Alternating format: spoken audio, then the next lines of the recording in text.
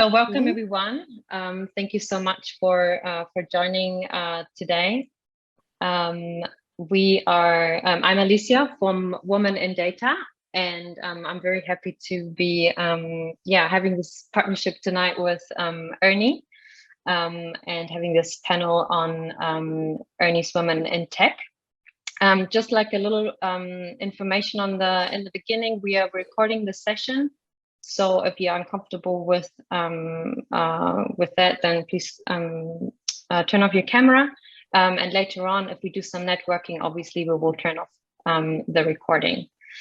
And yeah, before we start with the panel, I would like to introduce us as Women in Data first a little bit more, and obviously also our partner ERNI.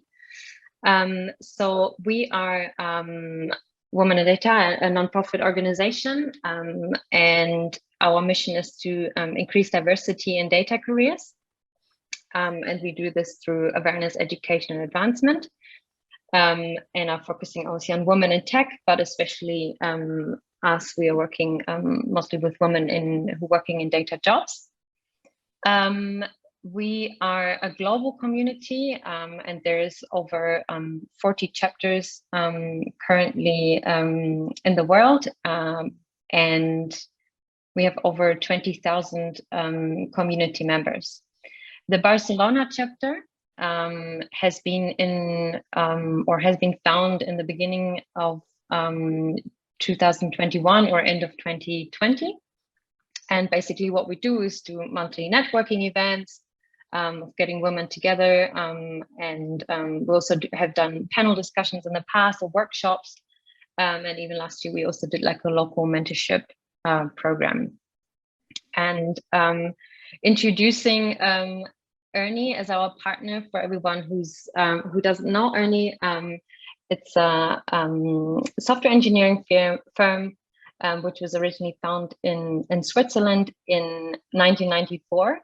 And there's today over 800 ERNians, as you or them, or they call themselves, which I think is very nice, in over 17 locations, of which one is actually in Barcelona. And correct me if I'm wrong, but I think there is an office in Plaza Catalunya and also in Sant Cugat. Madrid, and Valencia. Nice, yeah. Nice. And so ERNI is designing and building complex software solutions, and this is doing this mostly in highly regulated environments. What are those domains ERNI is working in? So starting in the medtech and biotech sector, it has been extending or expanding to other fields like automotive or health insurance over the years. But I don't want to wait much longer and introduce the protagonists of tonight, which are our three ladies working at ERNI, which is Luisa, Adelis, and Carla. And yeah, Luisa is a firmware and software engineer. Adele is a data analyst, and Carla requirements engineer and product owner. Welcome, ladies, and thank you so much for being here tonight and giving us an insight into your tech career at ERNI. And yeah, I want to start with Adelis. How did you get into your tech career, or tell us more about your journey into tech? Well, thank you. First, thank you for having us, and thanks my colleagues for joining to this initiative and all the people who is listening to us right now. How do I get into the tech career? Well, it's a long story, but I'm going to summarize this just saying that I started as a math teacher in the School of Computer Science at the university from which I graduated. And then they offered me to study a master's degree in computer science, and I started working as a researcher in the area of seismology, mostly, well, simulated earthquakes. But then, well, I was working on this as a teaching fellow and researcher for about 11 years.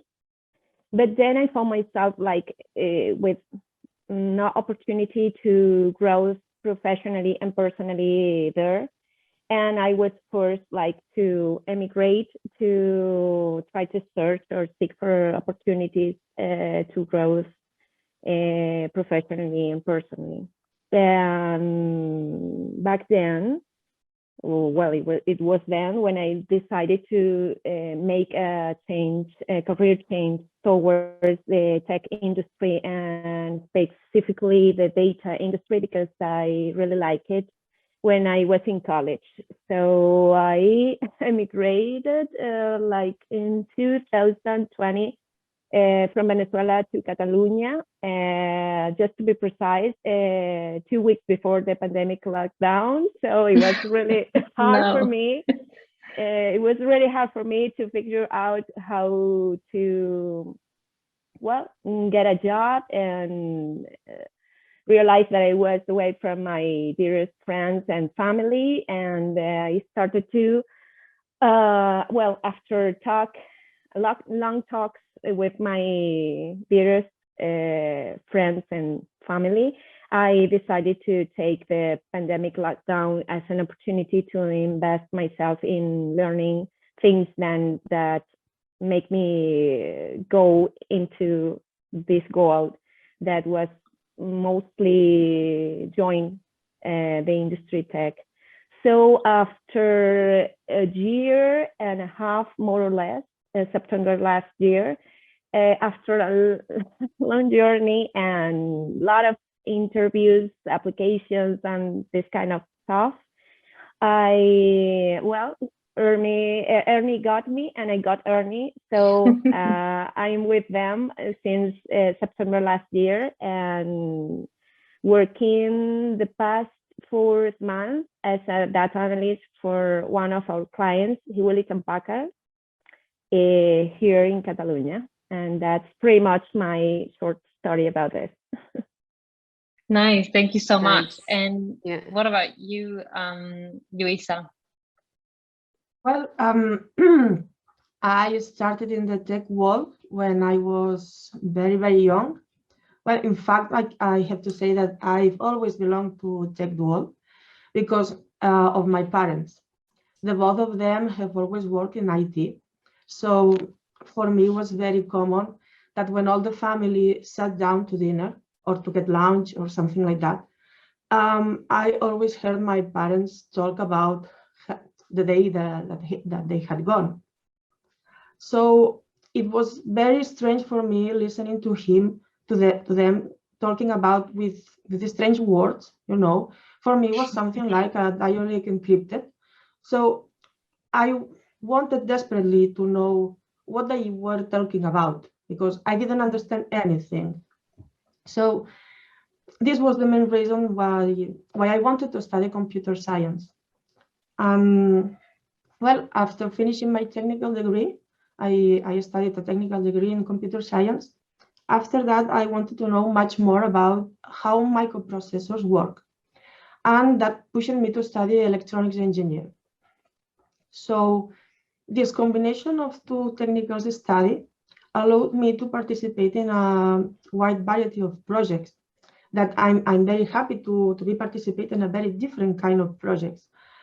And because I'm able to develop a software for an end user, for a person, we can say, and I can develop also a software for a microprocess. So there are different parts of technologies, and for me it's very funny because I can do the two parts. And well, right now I'm working at HP through ERNI. Since I think it was May on 2021, I started in HP. In HP, I take care of various kind of tasks. For example, I take care of a Python library. And on the other hand, I take care of a QA tool. So I make very different things, and I really enjoy my work because I never get bored, you know. So Nice. I'm very That's happy. great. That's I important, enjoy no? every day my job, and Nice. that's my summary. Cool. Thank you so much. And Carla, what about you? What's your journey into, what's the journey into tech? Into tech. Yeah, for me, I think in high school, I used to really enjoy math, physics, chemistry. That for me was really easy to understand, to explain, to teach other that subjects.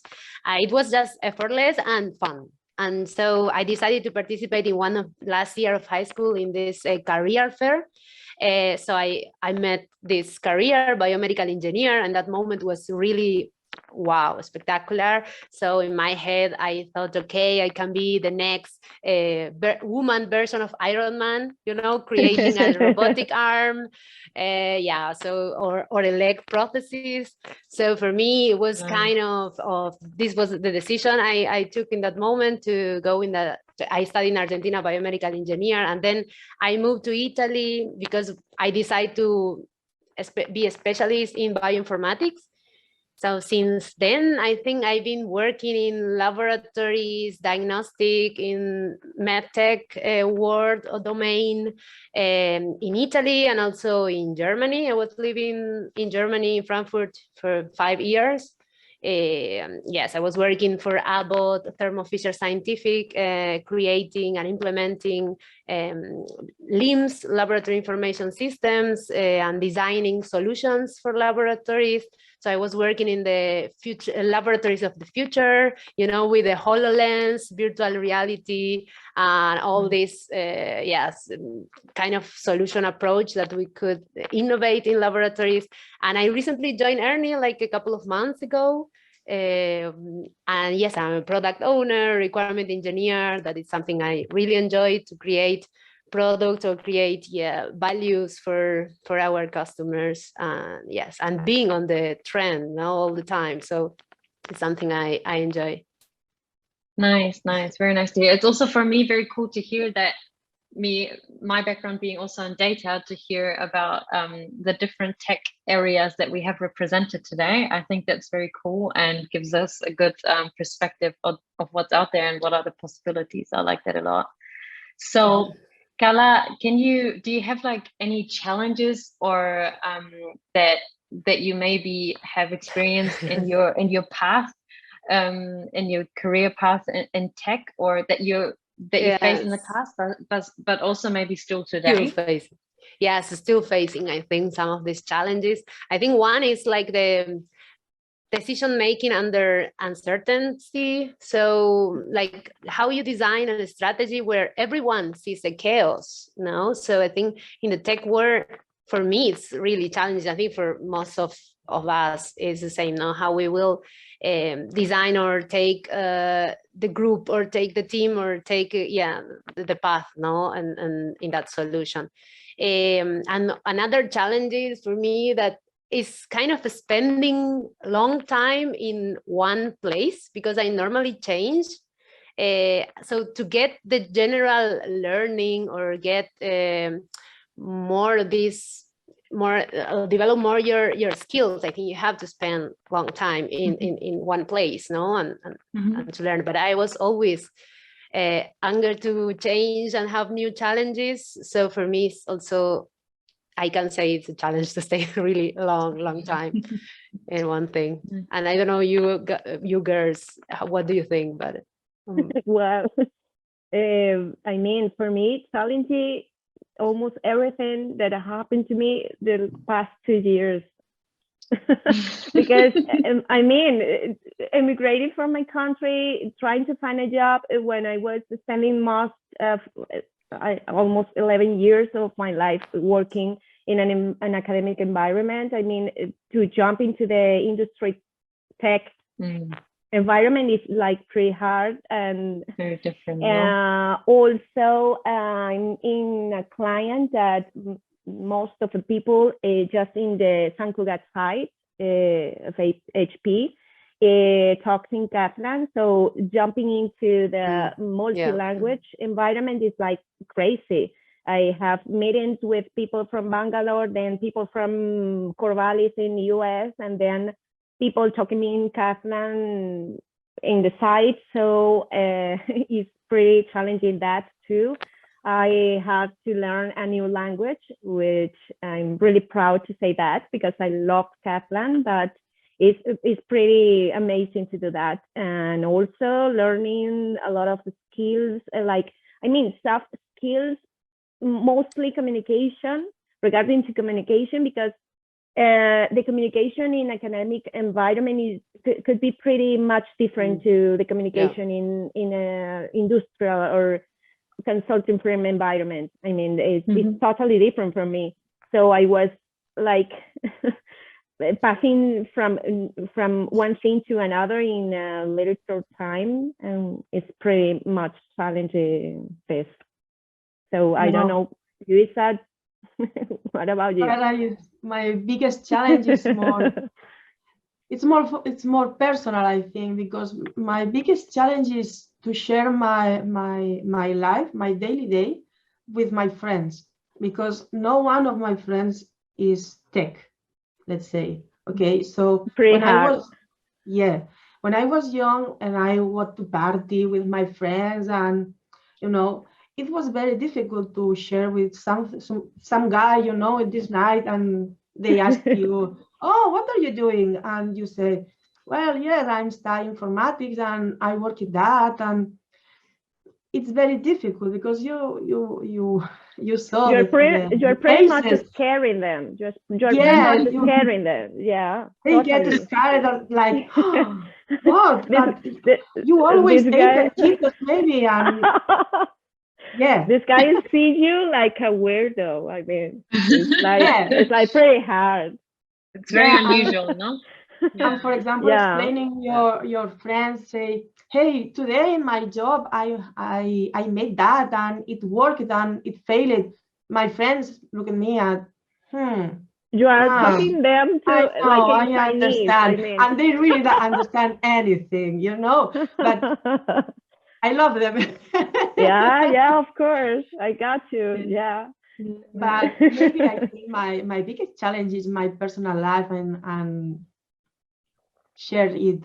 I'm lucky to say that my couple is also in the tech life, so I can share with him all my day.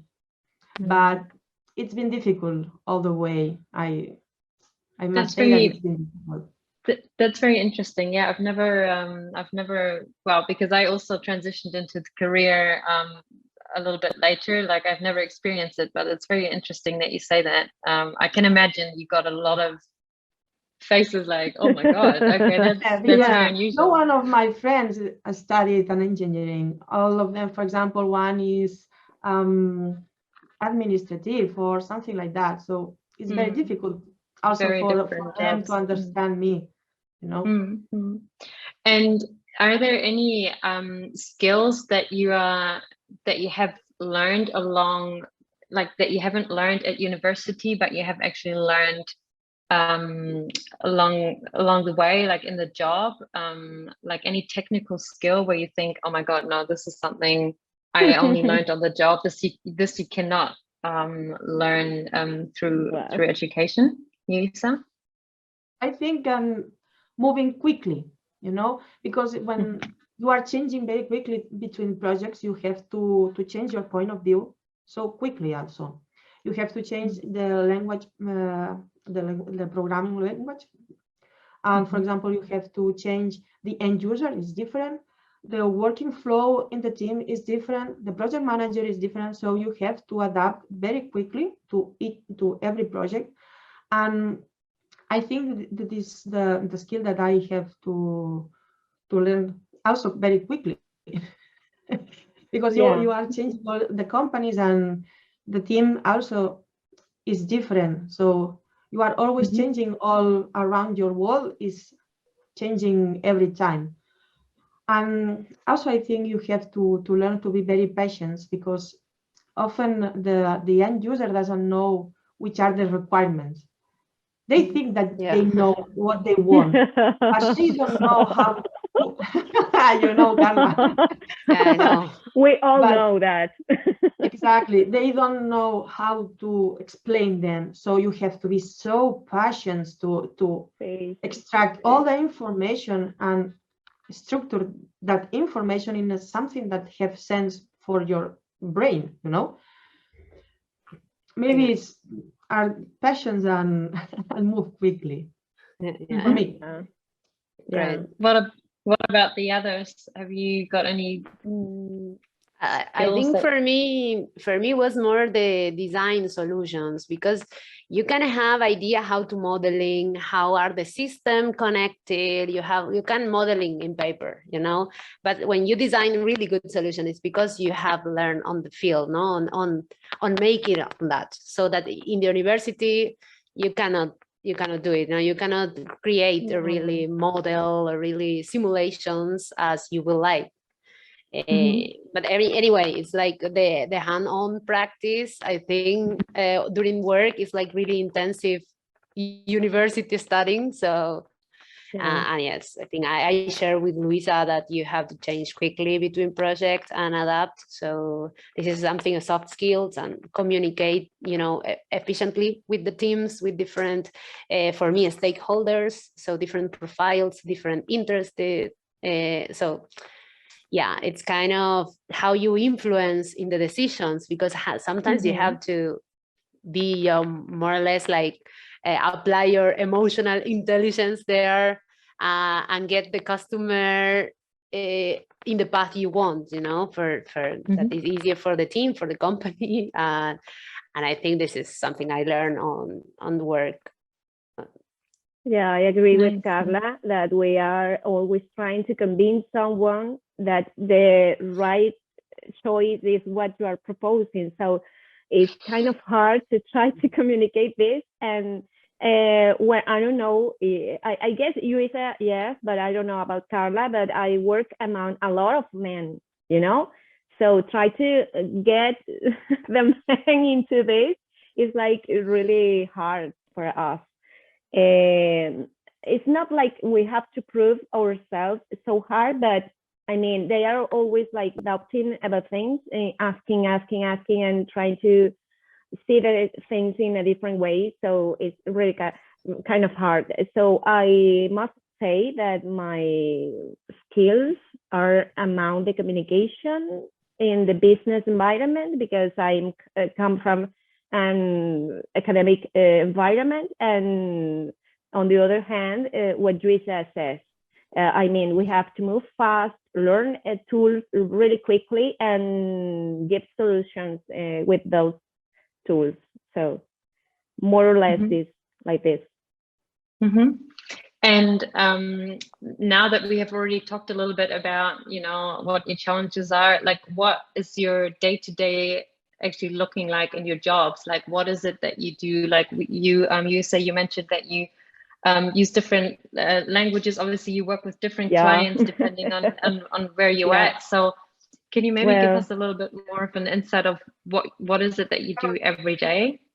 Well, yeah, my day-to-day is pretty exciting because I have to communicate. I have a lot of meetings. Well, everyone right now is having a lot of meetings since pandemics, but I have a lot of meetings with people, internal clients from HP that are mostly mechanical engineers and chemistry engineers. I have also meetings with people from Bangalore that are data engineers who take care of our data lakes.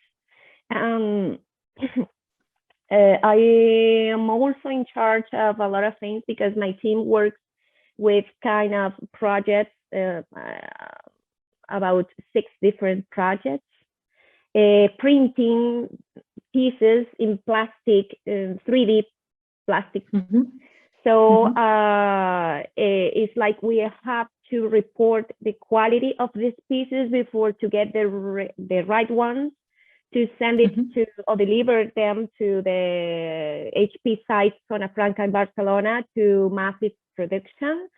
So we're in charge of deliver some reports of the quality of these pieces in order to take a good business decision to get them printed in massive amount. So I'm pretty much involved with, I'm in charge, I'm afraid of to say this, but I'm in charge like 6 different databases and extracting with complex SQL queries, extracting structured data to be analyzed from these internal clients, mostly engineers, and also myself and my team, because we have to deliver dashboards, coding in Python to get some reports also, managing Power BI tool, the Power BI tool to do this. And well, it's pretty much like this. Besides the fact that I have to communicate with them in English and Spanish and Catalan sometimes. So, yeah. Pretty nice. I really like it. Wow, power woman. Nice. I like it. Yeah. I like it. Definitely. And what about, I heard that you said you also at HP, no? Maybe you can, what are you, what does your daily or day-to-day job look like at the moment? Well, every day is different, you know. I have different kind of stories to do. For example, some days I have to implement some features in the test library that I'm maintaining. I take care of a test library. And sometimes what I have to do is implement some feature or to test an old feature that it's not working properly, or making decisions for designing new features, something like that. And sometimes also I'm taking care of SonarQube, that is a tool for quality. So I also have to take care of this kind of stories and deal of having this different, I'm sorry. Very authentic. I love it. She has kids. She has kids. I have Two my beautiful kids. at the same time. Well, this is very important. Being able to think in more than one thing at the same time and not get crazy. Oh, nice, nice. Well, this is my daily day. And how about you, Carla?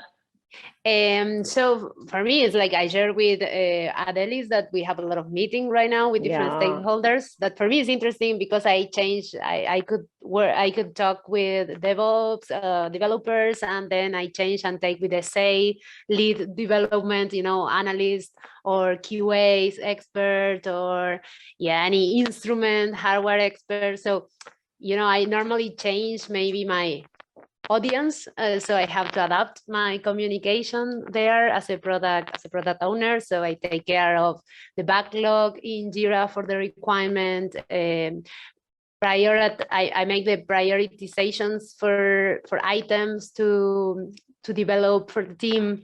A lot of meeting with my team, dailies and weekly meetings. I think, and I have maybe one day in the week that I work as a medtech domain expert, where I have to be up to date with the innovation items. So I have to search information, look for trends in LinkedIn, and also be aware of all the knowledge we have internally in ERNI to create maybe some initiatives for making some maybe discovery proposed for new projects. So yes, I think that we manage all this knowledge and support sales and delivery whenever it's needs someone with expertise in the domain. So yeah, like meetings, sometimes writing documentation for requirements. More or less, that is my normal day. Normal day today. Wow, sounds very interesting. Very interesting. And just to maybe speak a little bit to the audience again, if there are any questions, please, obviously, Yes. you can raise your hand. There's I think there's like a reaction corner in your Zoom. So please feel free to ask a question or even write it in the chat if you don't want to speak up. And are there any things or aspects in your jobs that you really, really like or that you don't really like? Or yeah, maybe focus on one or both, or maybe also Yusa, if you want to start, or no, I can say I really like it's something like, it's strange what I will say. It's something like to have a baby every time, you know, because you are developing you are developing a solution for someone, and when it's finished and it's working and everything goes fine, and you say, hey, I made that and it's working, it's your baby and it's pretty in this way. So this is the part that I like the most of my job, solving the problems of the others and of my colleagues, that many times it's not something that my boss say, hey, you have to do that. No, there are many times I simply make a script just only for fun or just only to help some of my colleagues. And this is funny for me. Making something work for me is the best part of my job. awesome. That It sounds is so the reason that I dedicate myself to technology. nice. I really like that analogy with the baby. I agree. Well, but what about you, other ladies? Anything that you really particularly like about your job, or do you agree also? Well, I must say that I really like the fact that I'm in a team of a lot of men, and they take into account my ideas and give a green light to them. And also they respect me a lot. and that's really, well, I really like that.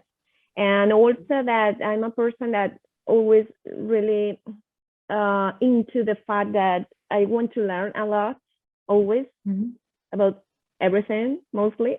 So in this job that I have, actually, I find this. I find to learn every day a new thing, and I really like that. I must say that. Yeah, I share with that, Elise. I think that the teamwork, collaboration, you know, the team environment, I think this is something I really enjoy in my team, because I think they are all challenges, you know, that they are always pushing you to be better, I think, somehow. And it's something I feel super motivated, you know, about.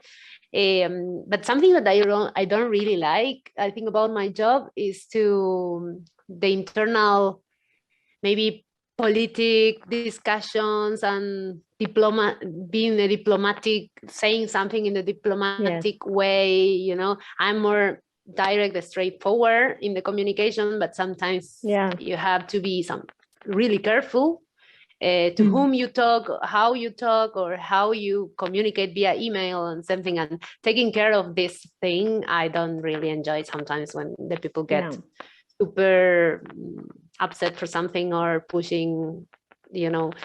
That's something I don't like it really much, but yeah, I have to deal with that. But yeah, No, it's very honest.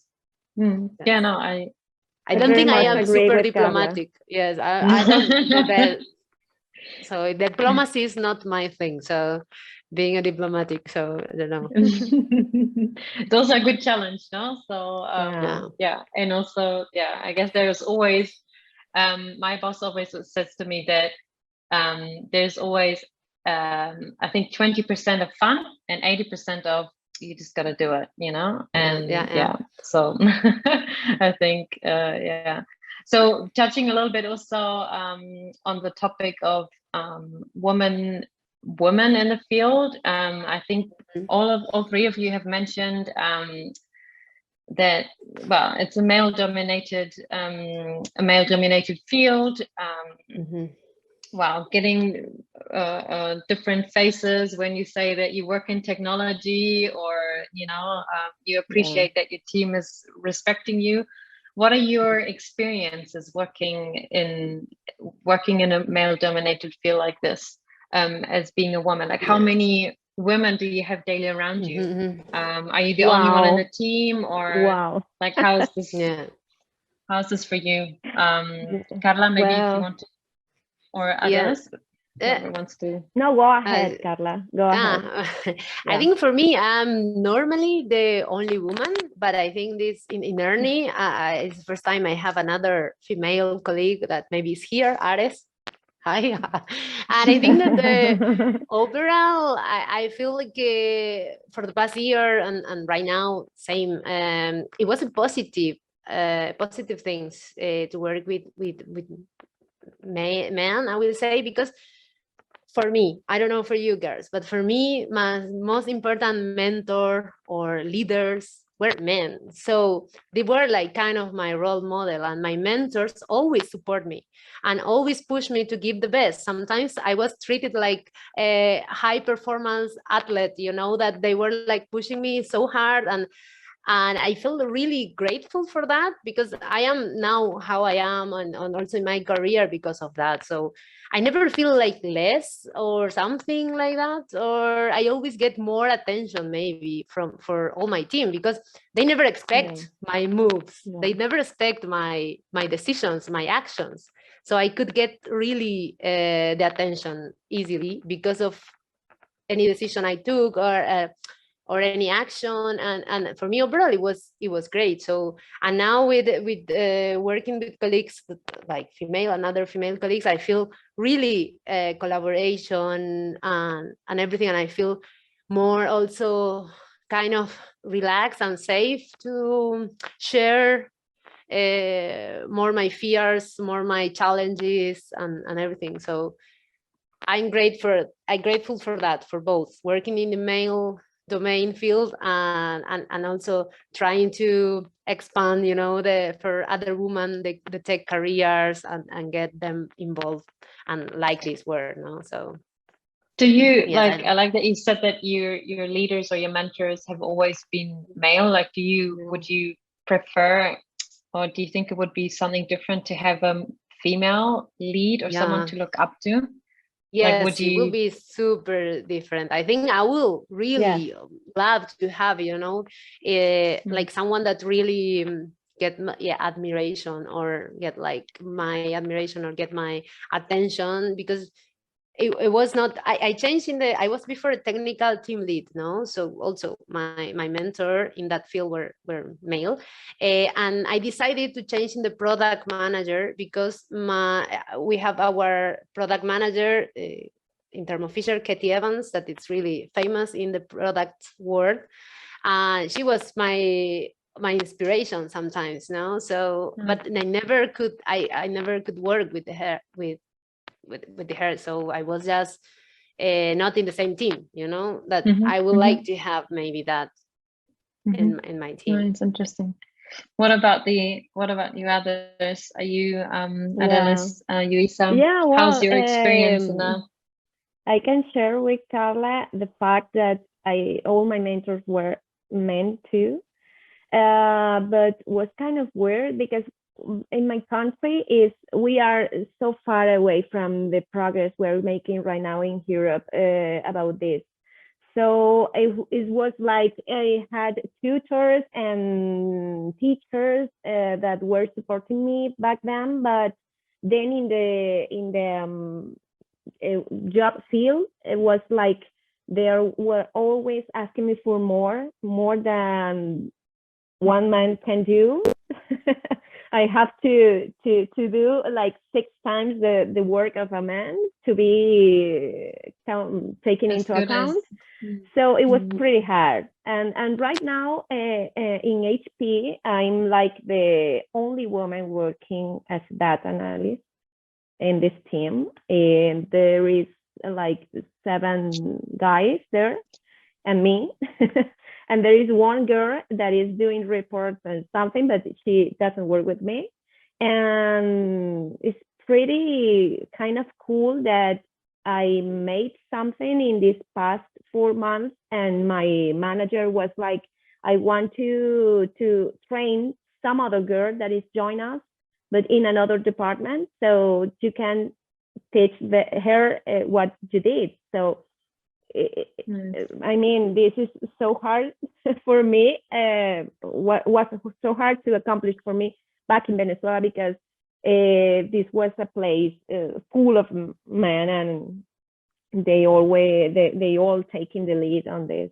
So it's a pretty huge change for me to be here and see the progress. And I hope from the bottom of my heart that my country reach that goal someday. Yes, me too. And also, you're getting to be a role model now for this new girl, no? So this is like so cool. Yeah, it's like kind of overwhelming right now. Yeah. Nice, so cool. Yeah. What about you, Isa? Well, in my case, I've always worked in a field with many men, okay? And what I've found is that they always try to be my father.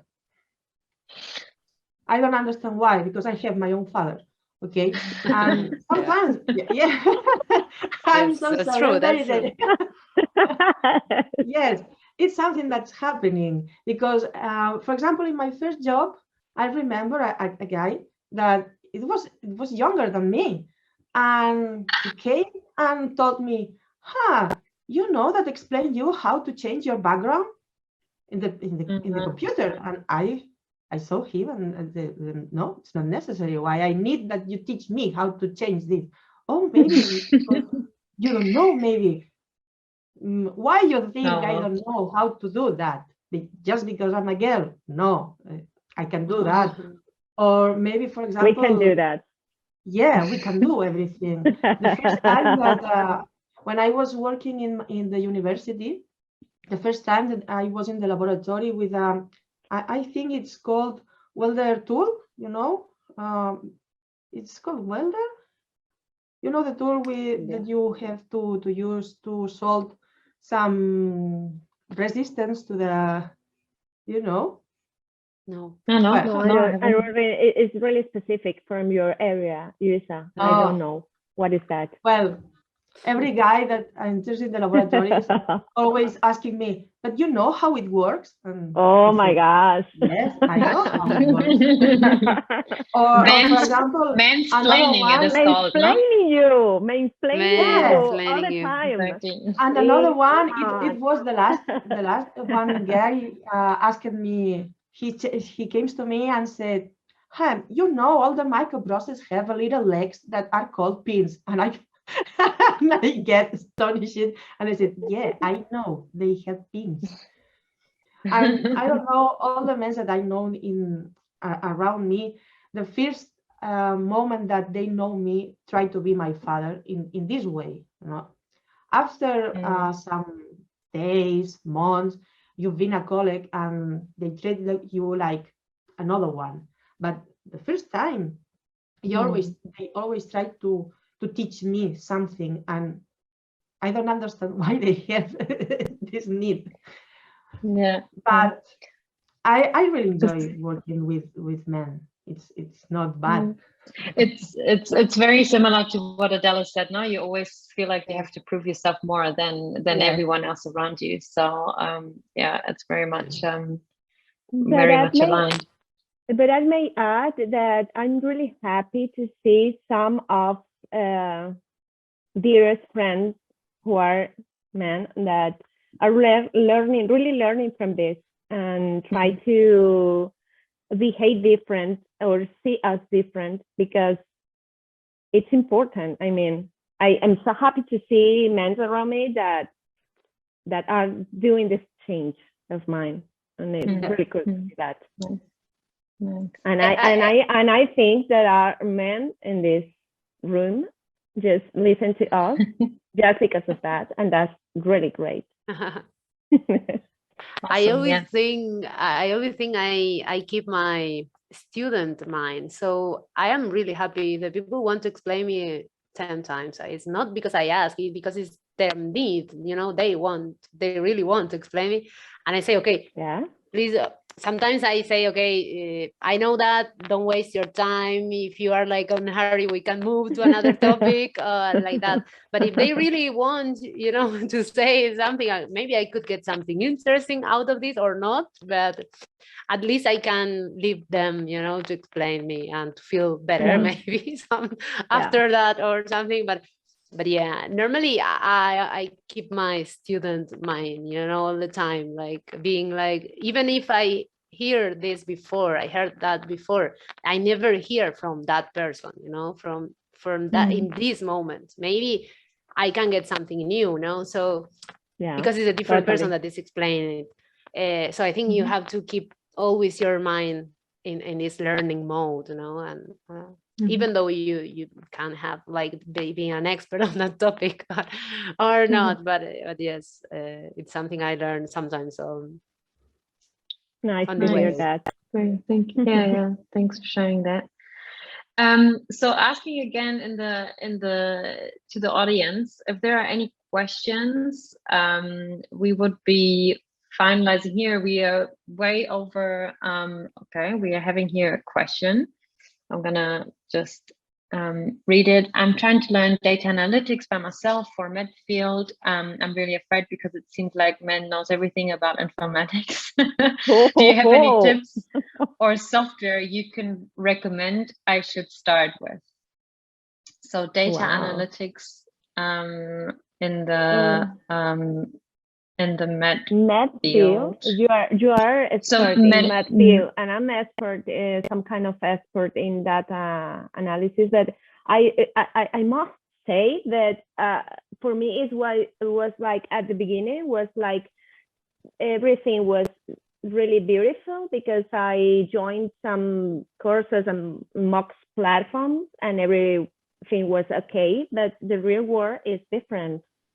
And I know that from my students back at the university that the real world in a company is totally different. And to point exactly one tool you have to learn from this is really hard because you have to, search what are the most famous right now, and that can change in a month. I mean you have to reach the goal of the basics in data analytics, and then if you are going to work in a place which the field is med, I think it's medtech, medicine. Right? Yes. Yeah. Medicine, yes. Then you have to specialize in that. I mean, ERNI gave us no, I don't know if you guys that girls, but ERNI gave me the opportunity to use my knowledge in mathematics and computer science to join this. And I don't know anything about 3D printing, polymers, or whatever, but I'm in HP. I'm an example of a person that have a background in mathematics and computer science, but I didn't know that I going to use Python for visualizing some data in 3D polymers or something. I think it's a very good tip, not to start with trying to get the basics and data analytics, and then if you want to go into a specific field, then you could work with data that comes from the specific field, or to prepare yourself for the real world, which is completely different anyway. So yes, I wrote down some notes in how to give maybe some advice from what I did when I tried to join this, and that I think is going to be helpful for someone here. Well, I started to join online meetups because we were locked down. Master classes related to data science that helped me a lot. I improved my profile on job searching pages, web pages. I was creating a portfolio with personal projects because I didn't have experience in the industry field, and taking a lot of courses, MOOCs platform like Coursera, whatever. And one of the most important things was seeking mentoring help, okay, from people working in the area, because these people like us, for example, well, we can mentor someone to join this. Well, applying a lot, and failing a lot, and trying a lot. Yeah. Exactly. Yeah, I think for me in the field, in laboratories, what I have seen for the more for scientists, I will say that they were using R Studio, that is an R programming for connecting the data, and I was helping them to connect with the electronic healthcare record and LIS and extract. But this was one tool that for me got my attention back in time. But I don't know if you in data analyst, I must say, as a data analyst, I must say that I use at least 2 SQL clients, like MySQL Workbench and the Beaver, but it's mostly because my client is married with Microsoft tools. Yeah. So I have to use them. ODBC drivers for connecting Excel sheet with the databases. Some knowledge in Amazon Web Services. Maybe for doing dashboards, Power BI. Python code. Well, I don't like Power BI, so I use Python coding and most of the libraries for visualizing data. So I like that. So what else? All the Atlassian tools like Bitbucket, or I really like GitHub, Confluence for doing the documentation, and Jira for, the tasks. That's it. That is my experience right now. Great. Yeah. I think also thank you, Anthony, for answering also and giving some tips on free code camp. Very nice. Oh, okay. And I think Maria's already loving it. Awesome. Any other questions other question in the? Sorry. Let's see. In fact, love that platform. Okay, thank you so much, Anthony. Well, joining women in data. Please, you are a woman. Join women in data. So and women exactly. Also. Yeah, exactly. So please feel free all to share your resources in the chat. If there's not any other question, this is officially going. Okay, Clotilde is raising her hand. Hi. Can you hear me? Hi. Yes, we can hear you. Thanks. Something you said, Luisa, about so many men trying to be your father, and with respect to all of you saying most of your mentors have been men, because like mathematically there's just more men, do you have any tips on how to kind of navigate that relationship, this mentorship relationship, where maybe there's a bit of that fatherly thing and you want to get that back to more of a mentor situation, more professional? You have to be very passionate. So you cannot say, hey, go away. It's not fair. Yeah. You will have this situation very often, I must say, but you have to be patient, and maybe it's not pretty what I will say, but you have to treat them like a little baby, like a kid. I will explain myself. You have to listen them. You have to say, yes, I catch it. You have to just listen them and not saying no to everything, because as Carla said, you're always learning. Yeah. So maybe they will say you something new and it's okay. You can use it, yeah. Most time of moments will not be this situation. And the only thing that you can do is saying, yes, okay, many thanks for your information. and go with your life. Yeah, exactly. And another Because from my side.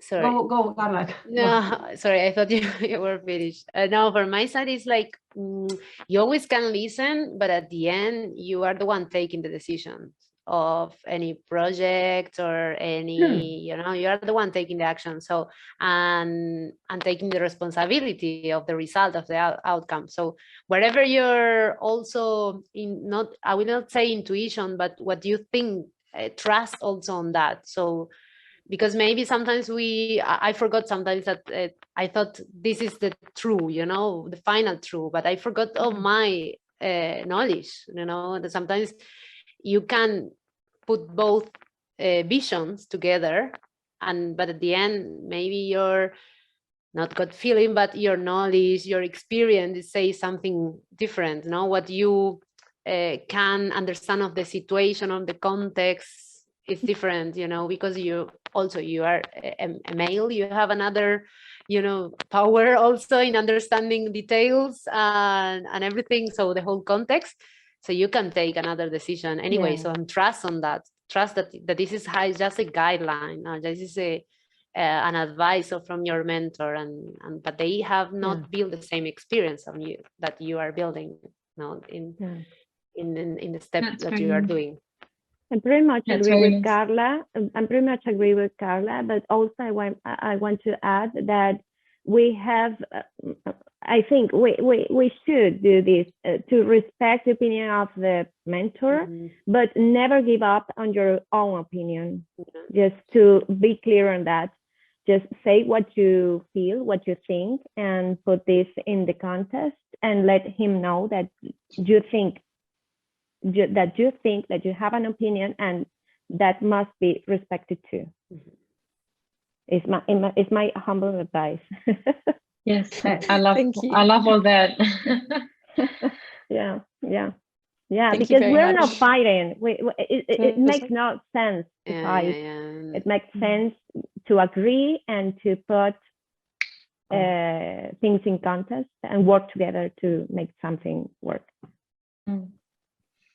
Thank you so much, ladies. Any You're other welcome. questions? This would be the last, because I want to also finish in time. I know that we have talked about networking before, but I thought it would was nice listening to our ladies and answering questions, and obviously there were questions. So if there's a last question, maybe in the audience.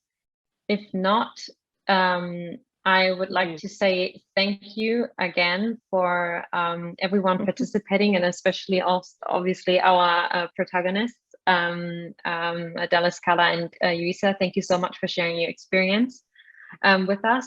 And yeah, it sounds also that ERNI is a very nice place to work and learn and grow. So please feel free also to check out the website, and there's always open positions, and they're looking for especially females, hopefully.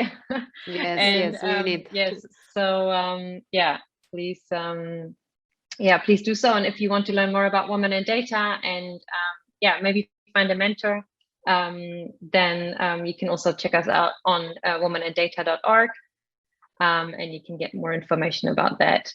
So yeah, thank you again, everyone, and wishing you a great evening.